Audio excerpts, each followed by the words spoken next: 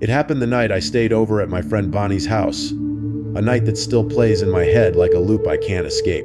It was one of those casual sleepovers that start with laughter and snacks but somehow end in a nightmare you can't explain. Bonnie lived on the edge of town, where the houses were far apart, surrounded by trees that looked almost black after sunset. Her place was old, with long hallways and floorboards that creaked under the lightest step. I remember her joking about how her house was haunted, but it didn't bother me then.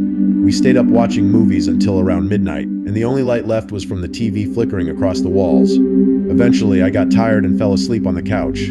At some point, I woke up, or at least I thought I did. The room looked exactly the same, except everything felt off. The air was thicker, heavier, like it was hard to breathe. The sound from the TV was gone, and there was this low hum I couldn't place, almost like the vibration of electricity under the floor. I sat up, and the first thing I noticed was Bonnie. She was sitting upright on the other couch, completely still, facing the TV that was now off. I whispered her name, but she didn't answer.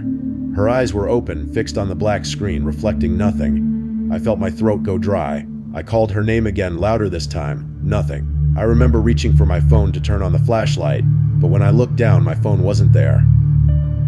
That's when I realized my hands looked strange. They weren't quite mine. The skin tone was dull, grayish, like I was looking at someone else's body. My heart started racing, and every instinct screamed that something wasn't right.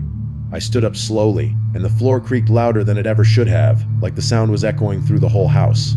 I glanced at the window, and for a split second, I saw movement. Someone, or something, standing outside, watching through the glass. But when I blinked, it was gone. The hum grew louder, and I could feel it behind my ears, deep in my skull. I turned toward the hallway that led to the kitchen, and there she was again, Bonnie standing at the end of it. Only this time she was facing me, head tilted slightly to one side. Her eyes looked darker than before, almost black. I wanted to speak, to ask what was going on, but my mouth wouldn't move. She started walking toward me, slow and deliberate, each step echoing in the silence. When she reached the middle of the hallway, the lights flickered, and everything went pitch black for a second. When they came back on, she wasn't there. I spun around, searching for her, and then I heard breathing, right behind me. I turned quickly, but there was no one. The hum turned into a sharp, ringing sound that made my head ache. I tried to run toward the door, but it was like the air had turned to water. My limbs moved in slow motion, my voice caught in my throat. Suddenly, I woke up, or at least I thought I did again. The light from the window told me it was early morning. I was still on the couch, and Bonnie was asleep across from me. Relief washed over me. It had to be a nightmare. I stood up, went to the kitchen for some water, and when I came back, Bonnie was gone. Her blanket was neatly folded, and her phone was missing. I called her name, thinking maybe she'd gone upstairs. No answer. The house was quiet, too quiet. I walked to the front door and opened it. And that's when everything twisted again. Outside wasn't Bonnie's front yard. It was the same living room I had just stepped out of, only darker. I could see myself standing at the door, frozen, staring back at me. The version of me outside smiled faintly, then whispered something I couldn't hear. I blinked and everything shifted. I was back on the couch again, sweating, heart pounding.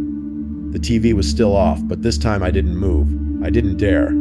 A few hours later, the morning light broke through the curtains. Bonnie woke up like nothing had happened. She laughed when I told her about the dream and said, "That happens to everyone in this house. False awakenings. It's like the place doesn't want you to wake up." I laughed nervously, but deep down I knew it wasn't just a dream. That hum, those eyes, that other version of me, they felt too real. To this day, I'm not sure if I ever actually woke up that night. Sometimes, when I'm lying in bed and everything is quiet, I still hear that faint hum again. And every time I do, I can't help but wonder, what if I never left Bonnie's house at all?